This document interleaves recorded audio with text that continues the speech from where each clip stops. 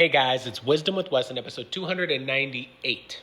Let's get into it. Okay, I don't have my mic with me, so this is Genesis 41. I'm picking back up where I left off because as I was reading this, I feel like the Holy Spirit wanted me to talk about this. There's something very important here. It says here, all its wise men, Pharaoh has a dream, and it says his dreams, and there was no one who could interpret the dream. Then the baker who was in prison with Joseph, who's been in there for now 2 years, he says, I remember my faults to this day when Pharaoh was angry with me and his servants. He said, you want us to interpret this dream? Or he had dreams, and him and the chief cupbearer and the baker, they brought their dream to Joseph.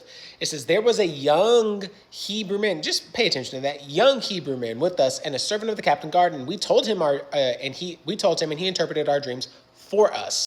So what happens is Pharaoh immediately asks to go get Joseph, a young Hebrew man who's been in prison. I want you to think of the difference in the gap, where they're at. Prison, Pharaoh. That's a massive gap. It says here, so the advice of a man who was in prison with the Spirit of God, a young Hebrew man, which that doesn't necessarily mean anything to Pharaoh, but when he's able to actually interpret the dreams, Pharaoh says the advice was good in his eyes.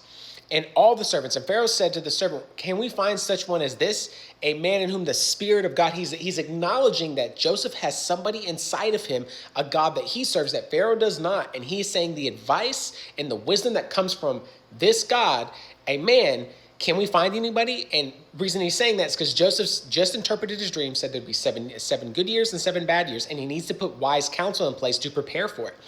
Then Pharaoh said to Joseph, inasmuch as God has shown you all of this, there's no one as discerning as you and wise as you. You shall be over my house, and all my people shall be ruled according to your word. Only to regard the throne will I will be greater. And Pharaoh said to Joseph, see, I have set before you, I have set you over all the land of Egypt.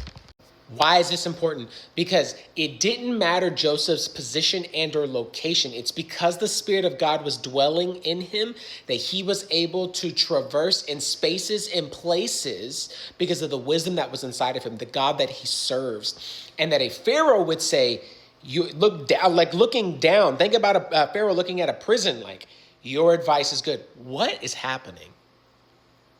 It doesn't matter who you are. It doesn't matter what you look like. It matters who you spend time with.